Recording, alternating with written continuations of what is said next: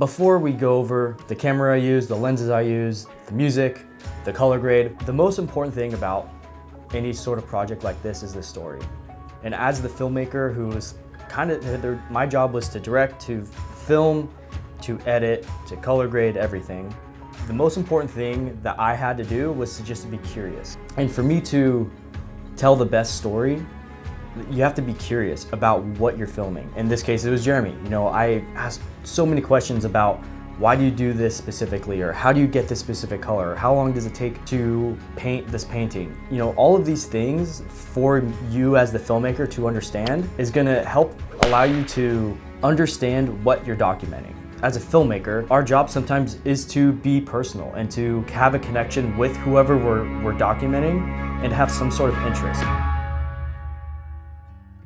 So today I'm gonna break down a mini documentary that I shot of Jeremy Booth. He is a Western artist based in Kentucky. We're gonna go over the gear I used, the music. Oh, dude, that is so freaking dope. Which was a huge part of this project for me, and also the color grading. So for this project, I used my FX3 and my A7 III for B-Cam. And this whole project was shot on my trio of Canon FD lenses. I have the 28mm 2.8, the 35mm SSC f2, and I also have the 50mm 1.4 chrome nose. I wanted this whole project to just be shot on my FDs. There are many reasons why I use the Canon FD lenses, which I'll probably go over in another video, just talking about these lenses because I have a lot to say. So Jeremy Booth is a Western artist. He's incredible at what he does. He goes out and documents cowboys at ranches. Then he goes home, makes a digital piece from a photograph, and then he paints that digital piece. This was such a fun project for me because what I love doing the most is documenting someone doing what they love. So for this project, I reached out to my buddy Luke Despain. He makes music, he made music for our movie Le Grand, and I had this very specific intro song I wanted that I couldn't really find anywhere. So I reached out to him, he made me a custom piece just for this project, which was really cool. I gave him some of the cues I wanted it classical, I wanted it fast, but I wanted to also kind of end abruptly to then jump to the logo, and then it goes into the documentary. I also sent him some of the footage so he can kind of get an idea of what he was working with.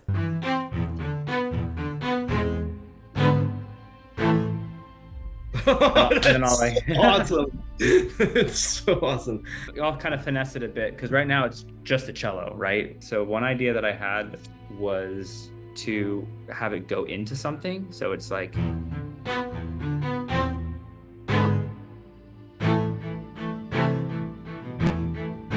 oh, dude, that is so freaking dope. Dude, 26. That's 25. That's it.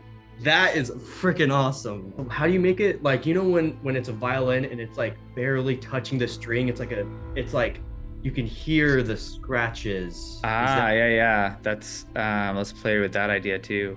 That would probably sound better higher than low. It's basically going to be more felt than heard is what I'm going for on that, because yeah, the cello is going to be front and center. And so one thing that really helped this project is the day that we filmed all of the talking head stuff, we went through that night. So I pulled up my laptop, threw it in their projector at their home, and we spent probably 4 hours up until 1 a.m. going through all that footage and just chopping down, getting all the best sound bites for the documentary, because it saves me so much time trying to dump it back here, and then going through an hour and a half of talking head stuff by myself would take so much longer than if I just did it with them. And they kind of get an idea of what the documentary will look like. So on this project, I actually used two different creators' LUTs. The first LUT are Phantom LUTs, and the second are Tropicolor LUTs from Jacob Owens. Before we go over the grade, like I said, I wanted to have two different contrasts of looks for each location. So all of the studio stuff, I wanted it a little bit more blue, a little bit more green. I wouldn't say commercial, but more clean look with a little bit of character to it. For all the Colorado stuff, I wanted more of the kind of Western stuff that is my typical look. For the grading in the studio, I was really inspired by a movie called Sound of Metal. It's one of my favorite movies. I loved the look of that film. So it was shot actually on film, and they used really sharp Sigma lenses. And I loved the kind of the contrast of that, using film to get that character of the film, and then using really sharp cinema glass. I really love that look. I was really inspired by just that whole movie in general for the look of Jeremy in the office, and more particularly of him at the desk. He had two big windows. And so one window was in front of his monitor and the other window was to the left of him. And so it was perfect because it kind of sandwiched him, and I was able to get some really dramatic lighting on his face so where it can show his scar where he had surgery. So that was really nice. And also the light from the monitor allowed me to evenly expose the background so the window wasn't super blown out. It wasn't perfect, but it was what I had to work with. So for the phantom LUTs, I used the Jamaica look. So for me, every LUT is never just a one click. There's always going to be something that I would want to change, or something that I want to manipulate. This is probably one of my favorite desk shots. So take a look at that. So that's what it looks with just the LUT, and then that's with everything, all of the different nodes that I used. So, and I know these node trees are very simple. I like to keep it simple. I know I could probably be more efficient, or there's a better node tree for this and that, but this is just what works for me. If there is one tool that I use the most, it would be the custom curves. One, because I can use it as an exposure tool, and I could also use it as a color manipulation tool. Now let's go to some shots from Colorado. So like I said, I used the Tropicolor LUTs, and specifically I used the No Country for Old Men. I love this LUT. It gives me a good base of kind of the warm tones that I look for. This is a good example right here. So I love this shot. That's the base. This is a great base for me to work off of, because it gives me like, this isn't the final look, but it gives me a good base to work with it. So I really like the Tropicolor LUTs. I use a bunch of different LUTs from them depending on the project. Not every LUT is perfect for every project. So every LUT kind of have its purpose. Some are more clean, some are more rugged or dirty, or more have more character to it. Here's another example of this LUT in action. So these two nodes, these are for just sharpness and adding some grain, so that does not affect the look. So let's just go up here, turn off all of the fixes, like I said, and that's what is my base. So then I have to take that and then turn it into that. But this is a great example of how powerful just the curve is. Take that a little bit flat look, and then, so this is everything turned on except the curve.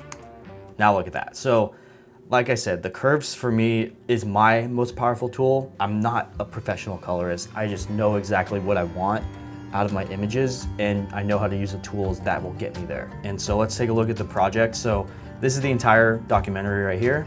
It might look a little overwhelming. As you can tell, I am pretty organized when it comes to color coordination. So what I do is I set up each scene as its own color clip. So everything in this like lime green, this is gonna be Jeremy at his desk. Or when it's this blue, it's gonna be him in front of his canvas. Okay, so another thing, I use the Canon FDs, like I said. For me, they're my favorite lenses to use right now for anything narrative-wise, because I love the character it gives, and I love the manual focus on them. I prefer not to use autofocus. Being able to pull my own focus is so much more useful than trying to tap and have the camera choose, personally. So this might be a hot take, and I get it. We've all used diffusion filters, and sometimes they can be expensive, but this 28mm Canon FD lens I bought for $40. It gives me a character, it gives me good manual focus, a pretty wide aperture at 2.8. I rarely go wider than that, and it gives me natural bloom. I love a lot of the imperfections of some of these lenses. So like without using any sort of filter or using something in post, you get the natural bloom in camera. That's what I love, and it's not overbearing. Like, I know diffusion filters can look good and sometimes, but for the most part, I feel like the stuff that I shoot, it can be overwhelming. So just having a little bit of bloom within the lens is much more valuable to me than throwing a filter on. And this was 40 bucks. The aberrations that you get out of these lenses, especially wide open, are funky. I want the funk. I don't want super clean lenses. I don't want like perfect, super sharp lenses. I want some character. If you want the more clean look, go shoot on G Masters or some Sigma lenses. But For more of the narrative stuff, I love shooting on vintage primes. Okay, so yeah, this project was one of my favorite projects I shot in 2024. It was awesome having Luke make me the custom intro, being able to document Jeremy doing what he loves and in his element. The most important thing is the story. So when you're shooting someone already doing what they love, it's easier to have that story come across through the screen. So expect more of these, and I'll see you guys in the next one. Peace. Now it's recording. So that's Okay, here, let me recording 32-bit float internally. Testing, 1, 2, 3. My social security number is. Oh, Talent needs his drink. Thank you. Well, what do they say for the Folgers commercials? The best part of waking up is Folgers in your cup. Oh, happy day. Yeah, so back to what I was saying, coffee, it really changed my life. But you want to drink craft coffee and not Folgers. Folgers is where I started, and now I drink premium craft coffee, and it's really changed my life. I mean, the notes that you get on a craft coffee is more than just dirt. Perfect. I was trying to be subtle, but I didn't want to feel like I was like, Yeah. yes, dude, that's so cool.